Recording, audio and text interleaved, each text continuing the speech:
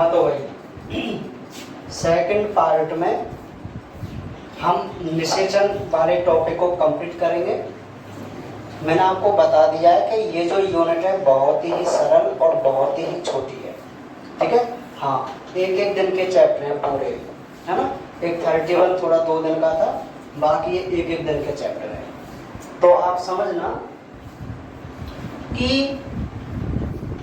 अभी हमने कुछ महत्वपूर्ण डेफिनेशन यहाँ पर देखी थी, और अब इस चैप्टर का जो मुख्य क्वेश्चन है वो क्वेश्चन क्या है, वो टॉपिक है पहले तो steps of fertilization. Steps of fertilization यानी कि निषेचन के पद, ठीक है। देखो, आप सबसे पहले यहीं पर ध्यान दीजिए कि भाई ये टॉपिक क्या कहना चाह रहा है। तो मैं आपको बता दूं कि भाई हमारा जो टॉपिक है वो ये कह रहा है कि निषेचन के पद क्या हैं, अर्थात पूरी निषेचन की जो प्रक्रिया होती है वो किन चरणों से होकर गुजरती है, ठीक है। क्योंकि हमारा जो चैप्टर है वो मानव में निषेचन है, फर्टिलाइजेशन है। तो निषेचन की क्रिया होने के कुछ स्टेप्स होते हैं, तो वो 4 स्टेप्स होते हैं। तो सबसे पहले आपको इन 4 स्टेप्सों को याद करना है। पहला स्टेप, शुक्राणु का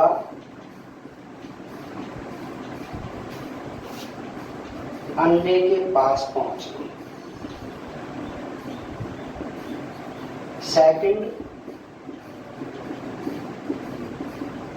शुक्राणु का अंडाणु में प्रवेश। थर्ड, वल्कुटी क्रिया, और जो ठोर होता है प्राक केंद्रकों का संयम, ठीक है। तो अभी आपको यहीं पर थोड़ा रुकना है। वो क्यों रुकना है? देखो, टॉपिक क्या है? निषेचन के पद। तो आपसे वो यही क्वेश्चन पूछ सकता है कि निषेचन के पदों के नाम लिखो, निषेचन के पदों के नाम लिखो। तो आप क्या करेंगे? इन 4 नामों को लिखेंगे।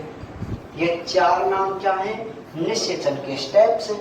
अब आप खुद समझ जाएंगे। देखिए, निषेचन क्या है भाई? शुक्राणु और अंडाणु की केंद्रों का आपस में मिलना ही निषेचन है कि नहीं? तो सबसे पहले क्या होता है कि शुक्राणु कहाँ पहुंचता है? अंडे के पास पहुंचता है, ठीक है भाई। सबसे पहले तो यही घटना होगी ना कि जो स्पर्म मादा योनि के अंदर रिलीज किया जाता है, सीक्रेट किया जाता है, तो वह कहाँ पहुंचेगा? अंडे के पास पहुंचेगा। अब जब वो अंडे के पास पहुंच जाएगा तो क्या होगा? अंडे में प्रवेश करेगा। बताओ, बिल्कुल क्रम वाइज है भाई। सबसे पहले ये ओवा के पास पहुंचेगा, पहुंचने के बाद उसमें प्रवेश करेगा, और जब स्पर्म ओवा में प्रवेश कर जाता है तो एक रिएक्शन होती है जिसको हम कॉर्टिकल रिएक्शन यानी कि वल्कुटी क्रिया कहते हैं। बात समझ में आ गई? और जो हमारा 4th स्टेप है वो क्या है? पराग केंद्रकों का संलयन, फ्यूजन ऑफ प्रोन्यूक्लियस। पराग केंद्रक मतलब अगुणित जो केंद्रक होते हैं स्पर्म के और ओवम के, उनको हम प्रोन्यूक्लियस यानी कि प्राक केंद्रक कहते हैं, ठीक है। तो सबसे पहले आपको ये 4 स्टेप याद होने चाहिए कि भाई निषेचन की जब भी बात होगी तो उसके ये 4 स्टेप है ना। अब हम क्या करेंगे? क्रम से इनके बारे में डिटेल से बात करेंगे, है ना। तो देखिए, सबसे फर्स्ट जो है वो क्या है? शुक्राणु का अंडाणु के पास पहुंचना। तो भाई होता क्या है, मैथुन के दौरान मादा योनि में वीर्य स्खलन होता है, जिसमें 400 मिलियन शुक्राणु होते हैं। उनमें से मात्र 100 स्पर्म ओवा के पास पहुंचते हैं। ये स्पर्म 1 से 4 mm पर मिनट की दर से गति करते हैं, जो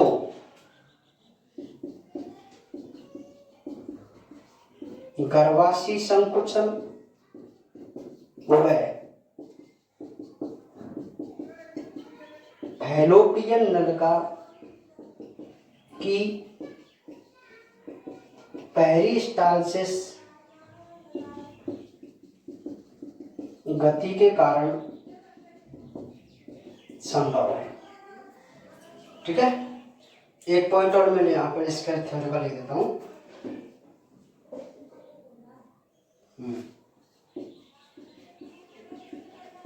गर्भाशय में पहुंचने के बाद स्पर्म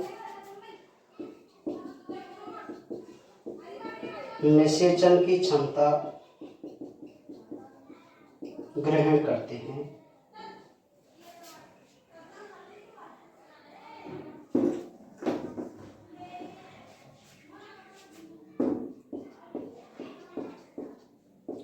अपने ही जाति के अंड को निषेचित करने की क्षमता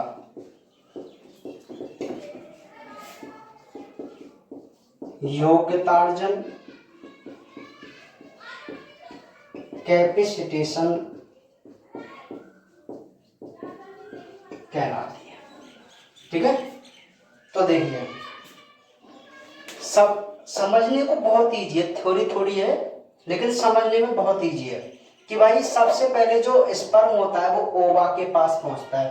तो कैसे पहुंचता है वो में लिखना है कि भाई जब भी मैथुन की क्रिया होती है तो उस दौरान मादा योनि में वीर्य स्खलित होता है और एक बार में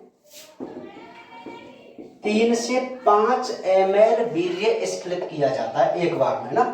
तो उस 3 से 5 ml वीर्य में लगभग 400 मिलियन शुक्राणु, जबकि 1 मिलियन में 10 लाख होते हैं। तो 400 मिलियन शुक्राणु एक बार के वीर्य स्खलन में होते हैं, जिनमें से मात्र 100 स्पर्म ही ओवा के पास पहुंचते हैं। अंड के पास कितने पहुंचते हैं? 100 स्पर्म। क्यों? क्योंकि योनि का जो एसिडिक मीडियम होता है, अम्लीय जो माध्यम होता है, उसकी वजह से ये नष्ट हो जाते हैं। तो 100 ओवा आराम से पहुंच गए। अब ये पहुंचते कैसे कि गर्भाशय में संकुचन होता है गर्भाशय में, और जो हमने अंडवाहिनी पढ़ी थी उसमें किरमा-कुंचन गति होती है। इन दोनों के प्रभाव से जो हमारा स्पर्म होता है 1 से 4 mm पर मिनट की दर से गति करता है और पहुंच जाता है किसके पास? ओवा के पास। ठीक है, तो बहुत सिंपल है। पहुंचने के बाद जो स्पर्म होता है जैसे ही गर्भाशय में पहुंचता है तो उसमें कुछ निषेचन करने की क्षमता आ जाती है। तो एक बहुत अच्छी डेफिनेशन यहां से पूछी जाती है कि भाई योग्यतार्जन या कैपेसिटेशन क्या है। तो मैं आपको बता दूं कि अपनी ही जाति के अंड को हर स्पर्म अपनी ही जाति के अंड को निषेचित कर सकता है। ठीक है, अपनी ही जाति के अंड को निषेचित करने की क्षमता को हम योग्यतार्जन यानी कि कैपेसिटेशन कहते हैं। तो ये परिभाषा आप ध्यानपूर्वक समझिएगा, ठीक है। तो फर्स्ट स्टेप हमारा कंप्लीट है कि जो स्पर्म होता है वो कहाँ पहुंच गया, ओवा के पास पहुंच गया, ठीक है। सेकंड जो है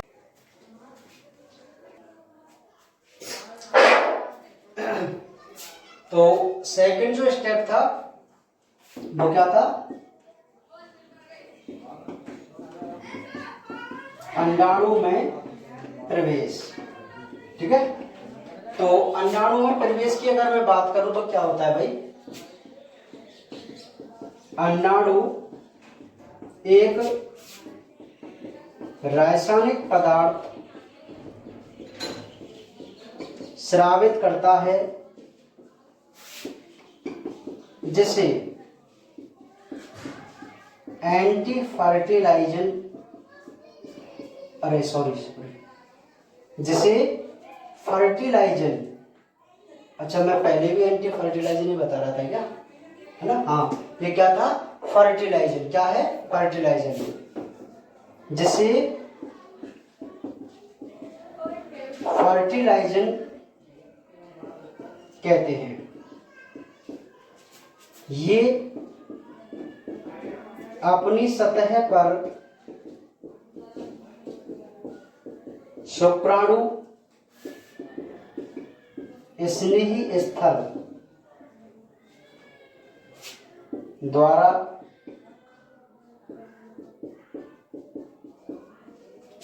शुक्राणु से स्रावित एंटी फर्टिलाइजन के माध्यम से जुड़ जाता है, ठीक है। शुक्राणु भेदन एक रासायनिक विधि है जिसमें एक्रोसोम भाग लेता है जो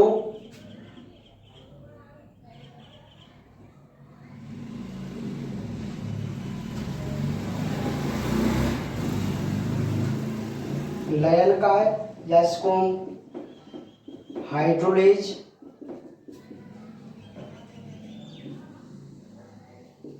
एंजाइम द्वारा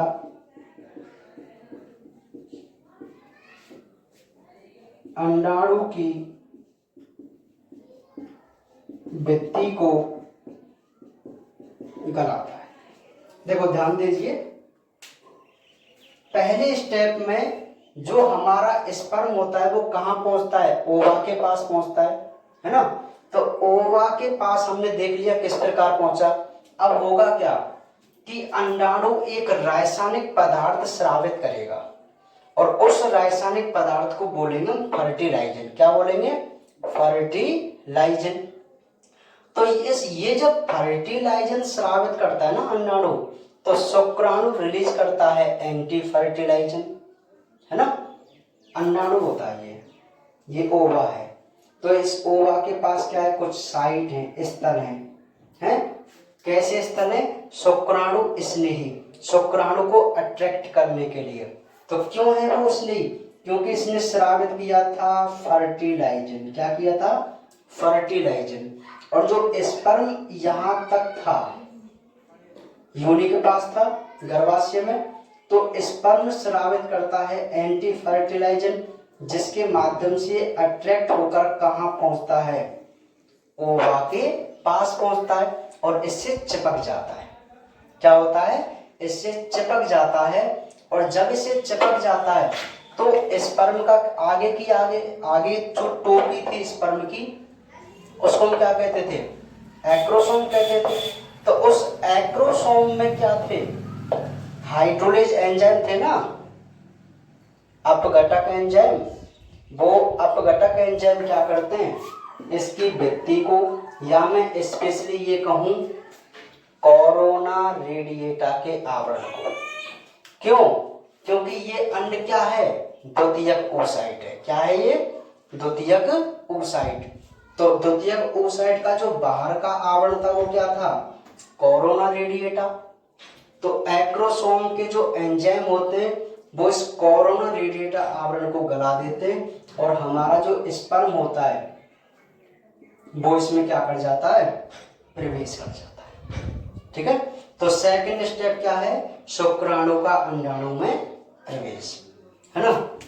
अब हम नेक्स्ट बात करते हैं अपने थर्ड स्टेप के बारे में।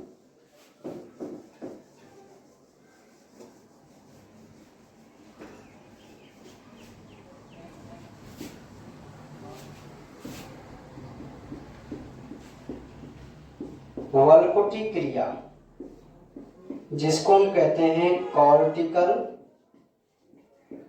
रिएक्शन, है ना। कॉर्टिकल रिएक्शन तो क्या है भाई? कॉर्टिकल रिएक्शन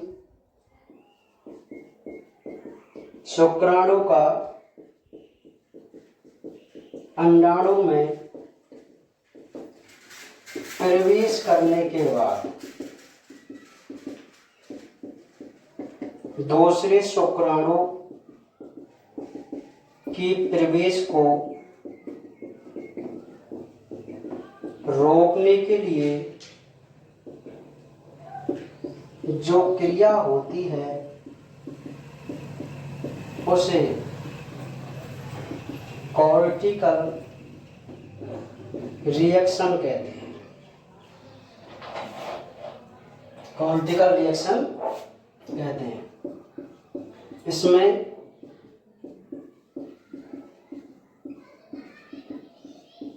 उपापचय क्रिया बढ़ती है,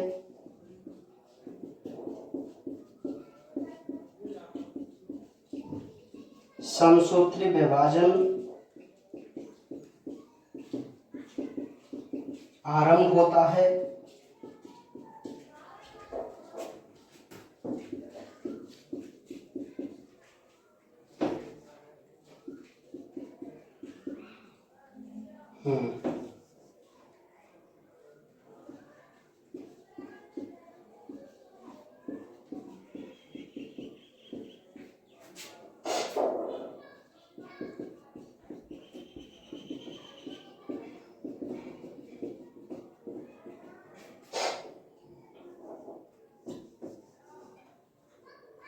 परत या मेम्ब्रेन की बात है ना।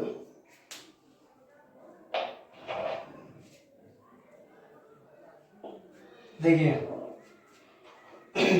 कॉर्टिकल रिएक्शन की अगर मैं बात करूं तो आप मुख्य रूप से समझना, आपसे स्पेशली 2 नंबर में यही क्वेश्चन पूछा जा सकता है कि भाई कॉर्टिकल रिएक्शन क्या है। तो आपने कई बार एक नाम सुना होगा, एक बात सुनी होगी कि एक अंडाणु को केवल एक ही स्पर्म संलेत करता है, मतलब एक ही स्पर्म उसके अंदर जाता है ना।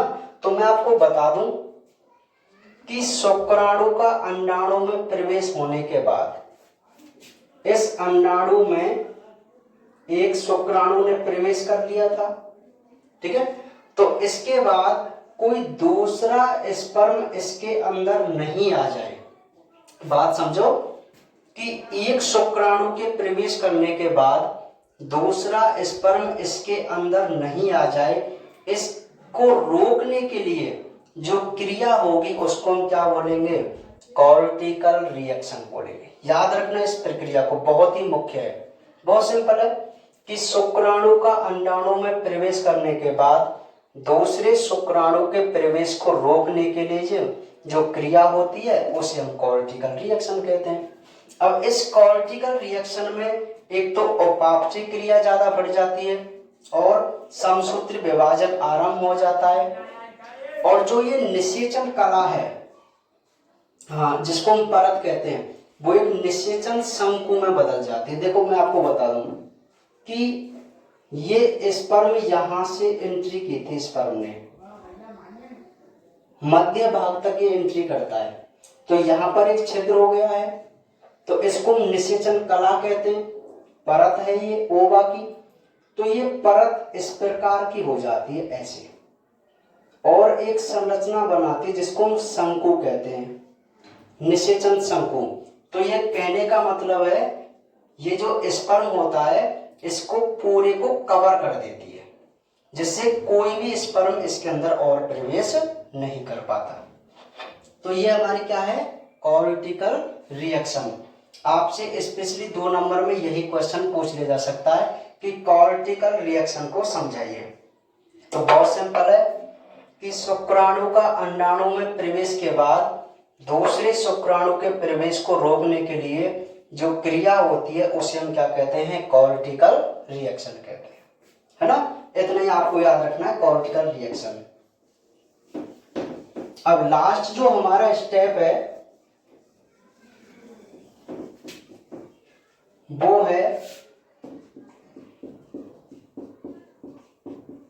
पराग केंद्रकों का संलयन। क्या है, पराग केंद्रकों का संलयन। तो देखिए अब हुआ क्या था कि ये जो हमारा ओवा है, इस ओवम के अंदर ये हमारा शुक्राणु था। इसकी जो पूंछ थी ना वो प्रवेश करने के बाद अपने आप अलग हो जाती है, केवल मध्य भाग और अग्रभाग ही इसका अंडाणु में रहता है ना। तो पराग केंद्रक का संलयन में क्या होता है कि स्पर्म का केंद्रक या स्पर्म 180 डिग्री पर घूम जाता है, जिससे केंद्रक व माइटोकॉन्ड्रिया अंड केंद्रक के समीप आ जाते हैं। समीपस्थ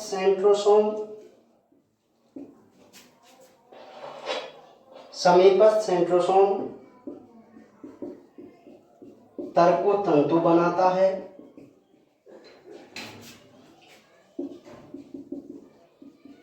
माइटोकॉन्ड्रिया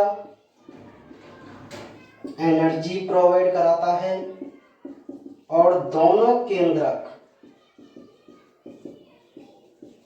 संलेत हो जाते हैं। देखो लास्ट में क्या होगा भाई, ये जो है वो ओवा का केंद्रक है, प्रोन्यूक्लियस अंडकोश का और ये किसका केंद्रक है, स्पर्म का केंद्रक। तो ये जो होता है स्पर्म प्रवेश करने के बाद 180 एंगल पर घूम जाता है, और जब भी ये 180 एंगल पर घूमेगा तो आप मुझे बताइए इस प्रकार का होगा कि नहीं होगा। ऐसे घूम जाएगा ना 180 एंगल पर, तो जिससे क्या हुआ कि ये मध्य भाग था जिसमें माइटोकॉन्ड्रिया थे, और यहाँ पर इसकी ग्रीवा में आप याद कीजिए जब मैंने आपको शुक्राणु की संरचना समझाई थी तो मैंने आपसे ये कहा था कि इसमें 2 तारक केंद्र होते हैं, समीपस्थ तारक केंद्र यहाँ पर और दूरस्थ तारक केंद्र इसके नीचे था जिसने अक्षीय तंतु का निर्माण किया था। तो समीपस्थ तारक केंद्र तो इसमें तर्कु तंतु बनाता है। अब याद कीजिए तर्कु तंतु, माइटोटिक स्पिंडल फाइबर, अरे तर्कु तंतु ही तो वो संरचना है जो समसूत्री और अर्धसूत्री विभाजन करवाते हैं, ठीक है। तो तर्कु तंतु बनाता है कौन, समीपस्थ तारक केंद्र, और इसका जो केंद्रक होता है स्पर्म का और ये ओवा का केंद्रक है, जब दोनों नजदीक आ जाते हैं तो ये क्या कर जाते हैं, फ्यूज। तो दोनों केंद्रक आपस में संलयित हो गए तो ये कोशिका क्या होगी, ये सारी संरचना नष्ट हो जाएगी, और अब ये कैसी कोशिका बन गई, डिप्लॉइड। और इसी कोशिका को आप क्या नाम देंगे, जाइगोट, युग्मनज। क्या नाम देंगे, जाइगोट, युग्मनज। तो 2 केंद्रकों के मिलयन को आप क्या कहते हैं भैया, निषेचन कहते हैं। तो ये 4 स्टेप में हमारे क्या हुआ, कंप्लीट हो गया। तो ये हमारे 4 स्टेप हैं जो पूरे निषेचन वाले टॉपिक को समझाते हैं। ठीक है, तो ये हमारा चैप्टर कंप्लीट है। ठीक है, अगली क्लास में मैं इसका थोड़ा सा आपको फास्ट रिवाइज कराऊंगा, एक बार आप इसको देख लेना। ठीक है।